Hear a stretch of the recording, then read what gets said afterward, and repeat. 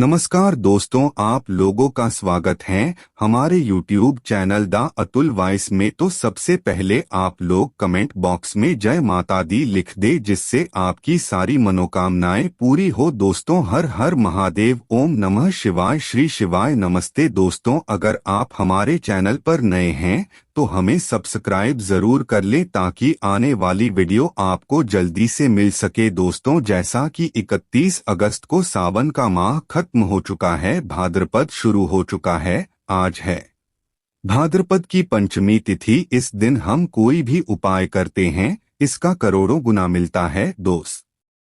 तो पंचमी के दिन हमें ये उपाय अवश्य करने चाहिए। दोस्तों, हमने इस वीडियो में बताया है भाद्रपद पंचमी के दिन घर में यहाँ पर जला दें, एक दीपक हो जाएगी सभी मनोकामना पूरी। ध्यान से सुने, पूरा सुने, आधा अधूरा सुनने से कोई लाभ नहीं होगा। चलो चलते हैं, सुनते हैं। जगह पर चुपचाप एक दीपक जलाकर छोड़ दें, इससे मृत्युदंड, पितृदोष, महाकाल सर्प दोष, नजर दोष, शनि दोष, राहु दोष सब कुछ होगा खत्म, किस्मत पर लग जाएंगे चार चांद। माता लक्ष्मी दौड़ी दौड़ी चली आएंगी, कंगाल भी होंगे धनवान। दोस्तों, आज हम आपको बताएंगे दीपक जलाने के कितने ज्यादा फायदे आपको अपने जीवन में मिलते हैं और किस प्रकार आपको दीपक जलाना चाहिए, कौन सी दिशा में, जिससे आप बहुत ज्यादा तरक्की प्राप्त कर सके और अपने जीवन में सभी बाधाओं को खत्म कर सके। सबसे पहली बात तो आपको ध्यान में रखनी चाहिए कि अपने घर के मंदिर में रोजाना ही आपको दीपक जलाना चाहिए। कभी भी ऐसा नहीं होना चाहिए कि आपने दीपक ना जलाया हो, क्योंकि घर के मंदिर में रोजाना दीपक जलाना बहुत ही जरूरी होता है। किसी से आपके घर से सभी नेगेटिव एनर्जी, आप कोई भी दीपक नहीं जलाती हैं घर के मंदिर में या फिर अपने घर में शाम के समय, तो इससे आपके घर का वातावरण बहुत ज्यादा नेगेटिव तो होता ही है, आपके घर की परेशानी भी बहुत ही ज्यादा बढ़ने लगती है। घर का जो मुखिया होता है उसे बहुत ज्यादा ही मेहनत करनी पड़ती है। इसकी वजह से परेशानी, डिप्रेशन और टेंशन में घर का मुखिया पहुंच जाता है। शाम का समय हिंदू धर्म में बहुत ही ज्यादा महत्वपूर्ण माना जाता है और जो लोग शांत के समय कभी भी घी का दीपक या फिर तेल का दीपक अपने घर में नहीं जलाते हैं तो उनके घर में हमेशा ही मुसीबत बनी रहती है। यानी कि एक मुसीबत से निकलते हैं तो दूसरी मुसीबत में उससे पहले ही फंस जाती है और हमेशा ही धन की समस्याएं, परेशानियां बढ़ती रहती है। उनके जो बच्चे होते हैं वो भी उनके खिलाफ होने लगते हैं, उनका कहना बिल्कुल भी नहीं मानते हैं। इसी तरह से घर का पूरा माहौल ही दुखपूर्ण होने लगता है। काफी लोग इन चीजों को मानते भी हैं, लेकिन जानते हुए भी उपाय नहीं कर पाते हैं और भूल जाते हैं। उन्हें इन चीजों से होने वाले नुकसान के बारे में पता नहीं होता है। इसीलिए रोजाना आपको एक घी का दीपक या फिर तेल का दीपक जलाना बहुत ही जरूरी होता है। अगर आप नहीं जला सकते हैं तो कोई और व्यक्ति भी आपके घर में दीपक जला सकता है, लेकिन रोजाना दीपक जलाना बहुत ही जरूरी होता है। इसी से आपकी सभी नेगेटिव एनर्जी बाहर रहती है। दोस्तों, शाम का समय ऐसा होता है जिससे समय नकारात्मक ऊर्जा ये बहुत ही ज्यादा प्रबल होती है और आपके घर में प्रवेश कर जाती है। ऐसे में अगर आप घर में या घर के मंदिर में दीपक नहीं जलाते हैं तो नेगेटिव एनर्जी परेशान करती है, आपके सभी काम बिगाड़ने लगती है। जिससे समय सूरज डूब जाता है उसी समय ये नेगेटिव एनर्जी प्रबल हो जाती है। उसी समय आपको मुंह हाथ पैर धोकर दीपक जलाना चाहिए। अगर आप खुद नहीं कर सकते हैं तो कोई और व्यक्ति भी आपके लिए ऐसा कर सकता है। दोस्तों, अब जिस घर में बहुत सारे लोग बीमार रहते हैं या फिर बीमारी कभी भी ठीक नहीं होती है तो ये भी एक संकेत होता है कि आपके घर में बहुत ही ज्यादा नकारात्मक ऊर्जा आए हैं, जो परेशानियों को, बीमारियों को, मुसीबतों को बहुत ही ज्यादा बढ़ा रही हैं। इन सभी चीजों को खत्म करने के लिए आपको अपने घर में जब सूरज ढल जाता है तो उस समय घी का दीपक या फिर सरसों के तेल का या फिर तिल के तेल का दीपक भी पूर्व दिशा में जला सकते हैं, लेकिन रोजाना इन चीजों को करना बहुत ही जरूरी है, तभी आपको इसके लाभ मिल पाती है। अगर आपके घर में धन से जुड़ी समस्याएं, नौकरी, बेबस आय से जुड़ी हुई कोई भी समस्याएं हैं, अगर ऐसी समस्याएं बहुत ही ज्यादा होती है, तो आपको अपने घर के उत्तर दिशा में रोजाना ही घी का दीपक जलाना चाहिए। इससे एक भी दिन आप मिस ना करें। अगर आप रोजाना उत्तर दिशा में घी का दीपक जलाते हैं, तो इससे आपकी धन से जुड़ी हुई समस्याएं खत्म हो जाती है। जिन लोगों को नौकरी नहीं मिलती है, तो उनको भी नौकरी मिलने लग जाती है।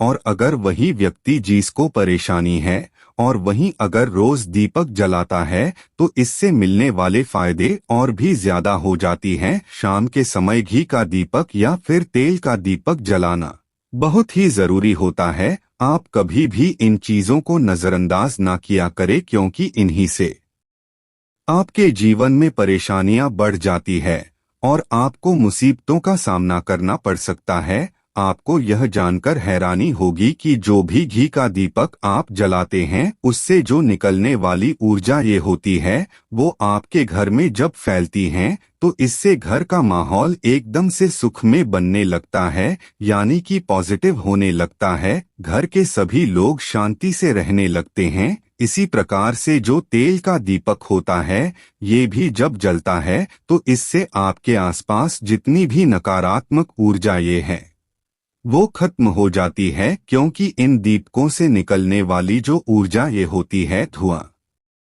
होता है, वो नेगेटिव एनर्जी है और आपके आसपास की एनर्जी को पॉजिटिव बनाता है। तो ये बहुत ही जरूरी चीजें हैं। शाम के समय कभी भी आप इन चीजों को कभी मिस ना किया करें, तभी आप अपने जीवन में सफलता पा सकते हैं और आपकी जितनी भी मनोकामनाएं हैं, वो भी पूरी होती है। दोस्तों, हम अपने घर के पूजा घर में पूजा पाठ करते हैं और मूर्ति आदि रखते हैं।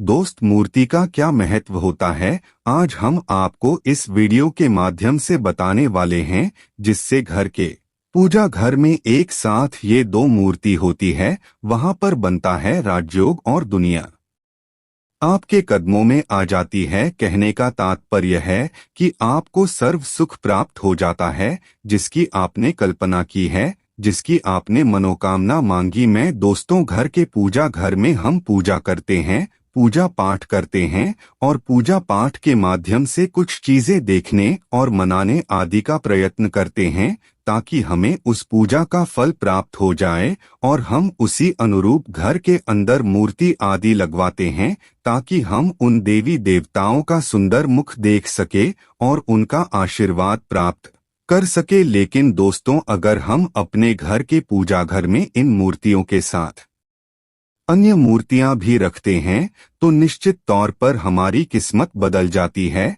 और देखते ही देखते हमारे जीवन के अंदर की सारी कंगाली समाप्त होने लगती है। दोस्तों, बात करते हैं उन मूर्तियों के बारे में कि आखिर कौन सी दो मूर्तियां एक साथ में आपको रखनी चाहिए, ताकि उसका सच्चा सर्वसुख आपको प्राप्त हो सके। और सबसे पहले अगर हम किसी मूर्ति की बात करें, तो दोस्तों, अगर आप श्री कृष्ण के भक्त हैं और बाल गोपाल की मूर्ति रखते हैं, तब आपको भगवान श्री कृष्ण के साथ माता रानी राधा जी की मूर्ति भी आपको जरूर रखनी चाहिए। दोस्तों, या भगवान कृष्ण की अगर आपके घर में तस्वीर है, तो उसके साथ राधा जी की भी तस्वीर संयुक्त जोड़े के रूप में आपको लेकर आनी चाहिए। दोस्तों, यह प्रेम और एकता की एक ऐसी अनोखी मिसाल है कि जिस घर में इन दोनों की तस्वीरें होती है, तो समझ लीजिए उस घर के अंदर किसी भी प्रकार का गृह क्लेश नहीं होता है। दोस्तों, पति पत्नी और परिवार जनों के बीच परस्पर प्रेम रहता है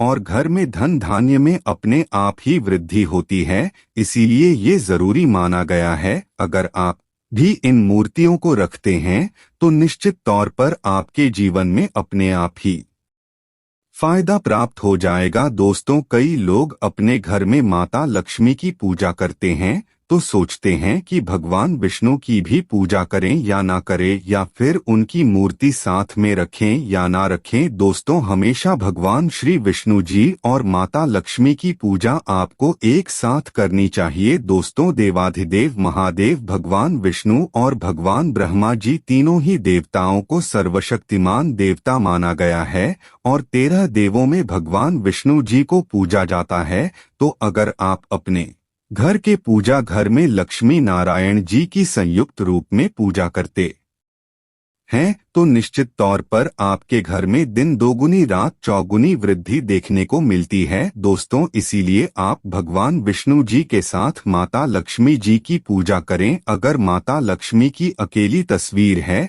तो आपको उनके बाईं तरफ भगवान श्री गणेश और भगवान श्री कुबेर जी की मूर्ति या तस्वीर अपने घर के मंदिर में जरूर लगाने चाहिए। अगर आप माता लक्ष्मी जी के बाईं तरफ भगवान श्री गणेश जी की मूर्ति लगाते हैं या तस्वीर लगाते हैं तो आपको निश्चित तौर पर लाभ प्राप्त होता है और देखते ही देखते आपके जीवन के अंदर की कंगाली समाप्त होने लगती है और धन प्राप्ति के लिए आपको लक्ष्मी गणेश जी की संयुक्त रूप से पूजा करनी चाहिए। माना जाता है माता लक्ष्मी धन देती है तो भगवान श्री गणेश रिद्धि सिद्धि का भंडार और वृद्धि का विकास करते हैं। इसी वजह से इनकी पूजा बहुत जरूरी मानी गई है। दोस्तों, कई लोग पूछते हैं कि अपने घर में हनुमान जी की तस्वीर या मूर्ति रखें या ना रखें, या उनकी पूजा करें या ना करें। दोस्त, तो आपको निश्चित तौर पर हनुमान जी के अन्य देवी देवताओं के साथ में भी मूर्ति या तस्वीर रख सकते हैं। किसी प्रकार की कोई दो राय नहीं है कि आपके ऊपर हनुमान जी क्रोधित होंगे या नहीं होंगे। दोस्तों, इसके अलावा आप प्रभु श्री राम की तस्वीर भी अपने घर के पूजा घर में रखते हैं तो आप हनुमान जी की तस्वीर रखें या ना रखें, हनुमान जी महाराज के निमित्त किसी भी प्रकार की पूजा या पाठ करना हो तो आप प्रभु श्री राम से कहे। दोस्तों, भगवान श्री राम के प्रिय भक्त हनुमान जी महाराज है और निश्चित तौर पर आपको उतना ही आशीर्वाद प्राप्त होता है जितना कि आपको हनुमान जी की मूर्ति या तस्वीर का पूजन करने से होता है। या फिर आप क्या करें, श्री राम दरबार की तस्वीर अपने घर में लेकर आए और श्री राम दरबार की तस्वीर का पूजन करें। यहाँ उनकी मूर्ति या उनके किसी प्रकार की कोई चीज आपके पास है तो आप उनका पूजन करें। इसमें सारे देवी देवताओं को आपको आशीर्वाद प्राप्त हो जाता है। हनुमान जी से लेकर माता सीता, भगवान श्री राम और अन्य देवी देवताओं का भी आशीर्वाद आपको प्राप्त हो जाता है। तो निश्चित तौर पर अपने घर के पूजा घर में एक साथ आप ये तस्वीर रख सकते हैं। आपके जीवन में राजयोग की प्राप्ति हो जाती है। दोस्तों, इसी तरह अगर आप अपने घर के पूजा घर में या किसी अन्य स्थान पर अगर कोई तस्वीर रखना चाहते हैं और उसे लगाकर अपने घर में लाभ प्राप्त करना चाहते हैं तो अपने घर में या पूजा घर में आपको निश्चित तौर पर 13 देवों की तस्वीरें या मूर्ति एक ही स्थान पर लाकर जरूर रखनी चाहिए। ब्रह्मा, विष्णु और महेश, इन तीनों की संयुक्त रूप से इनकी एक साथ तस्वीर अपने घर के मंदिर में या अपने घर में कहीं भी लाकर रख देनी चाहिए। माना जाता है कि इन तीनों देवताओं के एक साथ दर्शन करने मात्र से हमारे बड़े से बड़े विघ्न और बड़े से बड़े कष्ट ऐसे ही समाप्त हो जाते हैं।